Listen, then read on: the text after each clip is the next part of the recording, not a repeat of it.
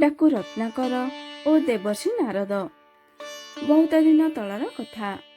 ଗୋଟିଏ ରାଜ୍ୟରେ ଜଣେ ବହୁତ ବଡ଼ ଡାକୁର ଆତଙ୍କ ଥିଲା। ସେହି ଡାକୁଟିର ନାମ ରତ୍ନାକର ଥିଲା।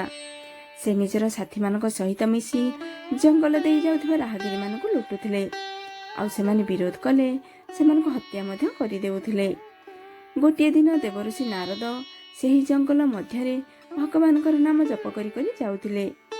ଯେତେବେଳେ ସେ ଘଞ୍ଚ ଜଙ୍ଗଲ ମଧ୍ୟରେ ପହଞ୍ଚିଲେ ସେତେବେଳେ ତାଙ୍କୁ କିଛି ଲୋକ ବିପରୀତ ଦିଗରେ ଦୌଡ଼ିଥିବାର ଦେଖାଗଲେ। ଦେବର୍ଷି ତାଙ୍କୁ ଏମିତି ଦୌଡ଼ିଥିବାର କାରଣ ପଚାରିଲେ ତ ସମସ୍ତେ ତାଙ୍କୁ ଡାକୁ ରତ୍ନାକର ଆସୁଥିବାର କହିଲେ।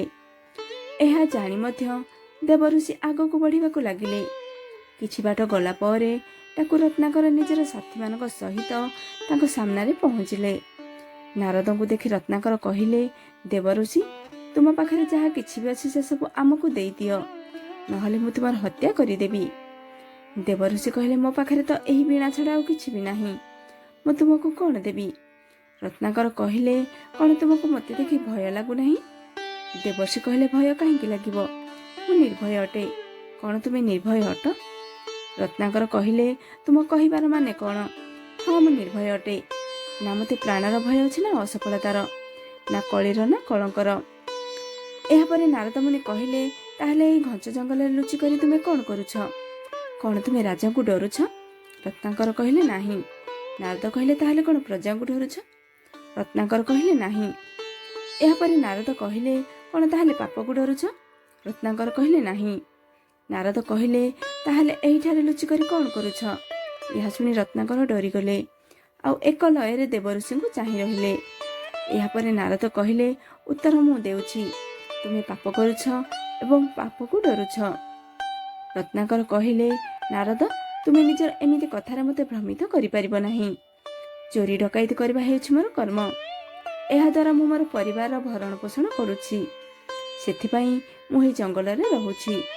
ଏହାପରେ ନାରଦ କହିଲେ, ତୁମେ ଅନ୍ୟମାନଙ୍କର ହତ୍ୟା କରି ଯେଉଁ ପାପ କରୁଛ ସେଥିପାଇଁ କିଏ ଦାୟୀ ହେବ? ଯିଏ ଏହି ଯାତ୍ରାରେ ତୁମ ସାଥିରେ ଅଛନ୍ତି? କ'ଣ ତୁମର ପତ୍ନୀ, ପୁତ୍ର ଓ ପିତା ଏହି ପାପରେ ତୁମ ସହିତ ଭାଗିଦାର ଅଛନ୍ତି? ଏହା ଶୁଣି ରତ୍ନାକର କହିଲେ, ହଁ, ସେମାନେ କାହିଁକି ମୋ ସହିତ ରହିବେନି? ମୁଁ ତ ସେମାନଙ୍କର ଖୁସି ପାଇଁ ଏସବୁ କରୁଛି। ଏହାପରେ ନାରଦ କହିଲେ, ତାହେଲେ ଯାଅ, ନିଜର ପତ୍ନୀ, ପୁତ୍ର ଓ ପିତାଙ୍କୁ ପଚାରି ଆସ, ଯାହା ତୁମେ କରୁଛ ତାହା କ'ଣ ପାପ ନୁହେଁ? ଆଉ କ'ଣ ସେମାନେ ଏହି ପାପରେ ତୁମ ସହିତ ଅଛନ୍ତି?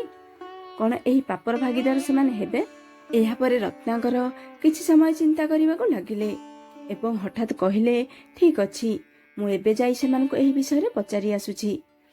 ଏହାପରେ ଗୋଟିଏ ଗଛ ମୂଳେ ନାରଦଙ୍କୁ ବାନ୍ଧିବା ପାଇଁ ନିଜର ସାଥୀମାନଙ୍କୁ ଆଦେଶ ଦେଇ ସେ ସଙ୍ଗେ ସଙ୍ଗେ ନିଜର ପତ୍ନୀଙ୍କ ପାଖକୁ ଗଲେ ଓ ତାଙ୍କୁ ପଚାରିଲେ, ଯାହା ମୁଁ କରୁଛି ତାହା କ'ଣ ପାପ ଅଟେ?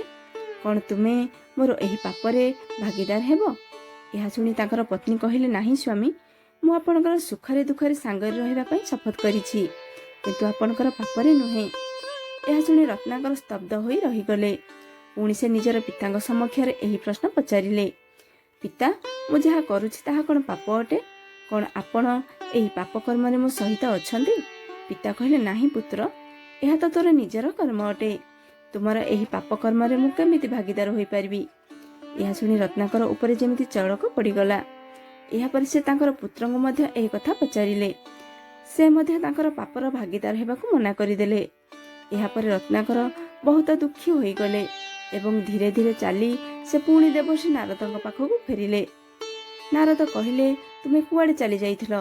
ତୁମର ସାଥୀମାନେ ମୋତେ ଏଇଠି ବାନ୍ଧି ଏକୁଟିଆ ଛାଡ଼ି ଚାଲିଗଲେ।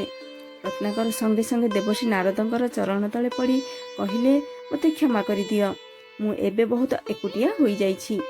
ନାରଦ କହିଲେ, ନାହିଁ ରତ୍ନାକର, ତୁମେ ହିଁ ନିଜର ମିତ୍ର ଓ ଶତ୍ରୁ ମଧ୍ୟ। ତୁମର ପୁରୁଣା ସଂସାରର ରଚନା ତୁମେ କରିଥିଲ ଏବଂ ତୁମର ନୂଆ ସଂସାରର ରଚନା ମଧ୍ୟ ତୁମେ ହିଁ କରିବ। ସେଥିପାଇଁ ଉଠ ଆଉ ନିଜେ ନିଜର ଭବିଷ୍ୟତ ଲେଖ। ରାମ ନାମ ପଥରେ ତୁମର ଶୁଭ ସକାଳ ହେଉ। ଏହି ଘଟଣା ପରେ ଡାକୁ ରତ୍ନାକରଙ୍କର ଜୀବନ ସମ୍ପୂର୍ଣ୍ଣ ରୂପେ ବଦଳିଗଲା। ସେ ପାପର ମାର୍ଗକୁ ତ୍ୟାଗ କରି ପୁଣ୍ୟର ମାର୍ଗକୁ ଗ୍ରହଣ କଲେ ଏବଂ ଏହି ଡାକୁ ରତ୍ନାକର ଆଗକୁ ଯାଇ ରାମକଥାର ରଚନା କରି ମହର୍ଷି ବାଲ୍ମୀକି ନାମରେ ପ୍ରସିଦ୍ଧ ହୋଇଥିଲେ।